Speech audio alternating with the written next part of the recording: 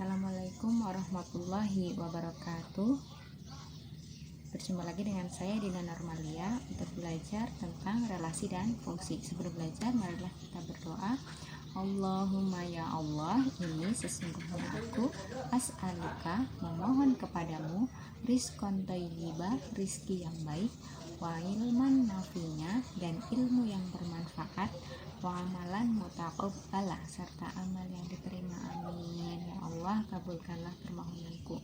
Bersyukur pada Allah dan mengucapkan alhamdulillahirrabbilalamin, dan bersalawat kepada Nabi Muhammad SAW dengan mengucapkan Allahumma sholli ala sayyidina Muhammad wa ala ali sayyidina Muhammad. Mudah-mudahan kita semua mendapatkan syafaatnya di yaumul kiamah nanti. Amin amin ya rabbal alamin.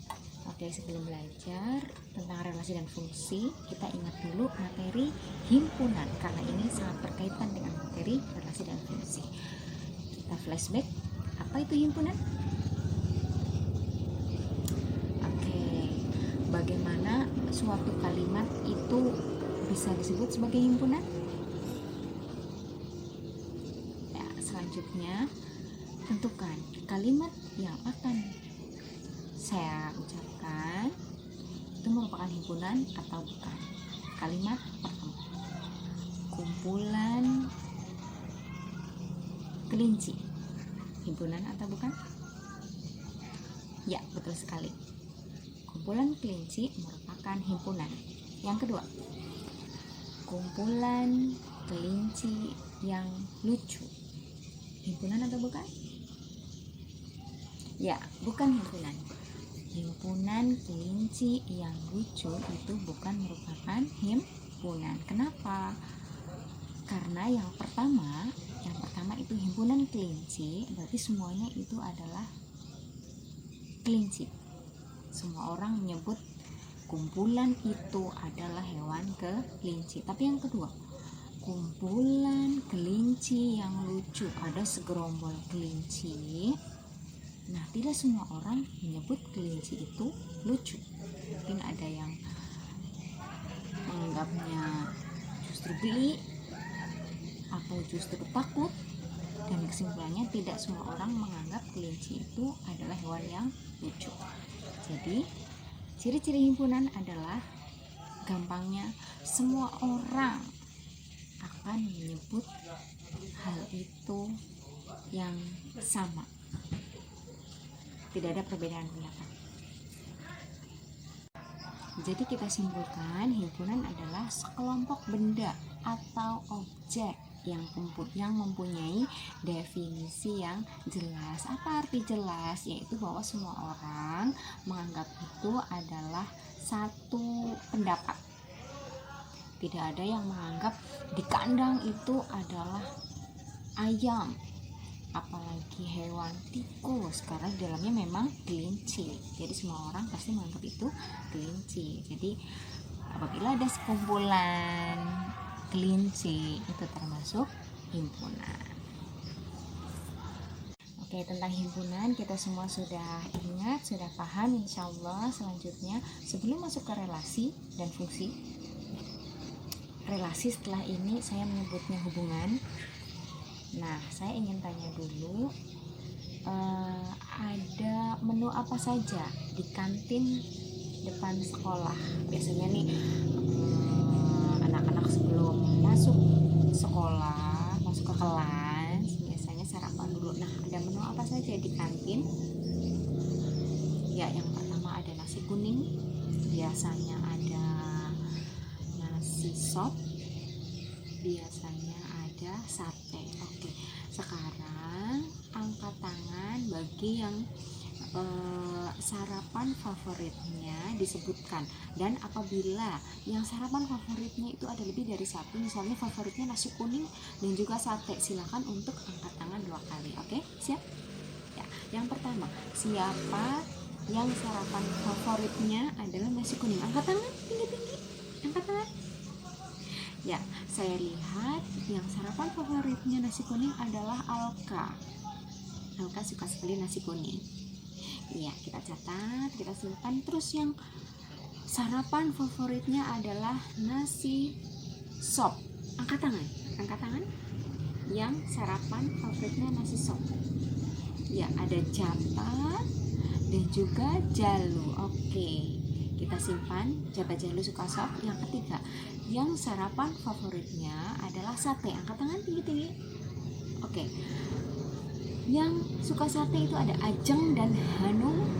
Oh, Alka juga suka dengan sate. Oke, kita simpulkan. Suka nasi kuning itu Alka, suka nasi sop itu ada Jata dan Jalu, dan suka sate ada Ajeng, ada Hanum, ada Alka. Oke, ada yang ikut. Oke, kita lanjutkan. Untuk nama-nama anak tadi ada Jata, Jalu, Alka, Ajeng, dan Hanum. Kita kumpulkan menjadi satu, menjadi himpunan siswa. Himpunan siswa. Oke, kemudian ada nasi kuning, nasi sop, dan juga sate. Itu kita kumpulkan menjadi satu himpunan, menjadi himpunan menu. Himpunan menu. Sekarang kita hubungkan antara himpunan siswa dengan himpunan menu. Kita hubungkan dengan kata Jata menyukai nasi sop. Nah, kita hubungkan dengan kata menyukai. Oke, antara himpunan siswa dengan himpunan menu tadi sudah kita hubungkan menggunakan kata menyukai.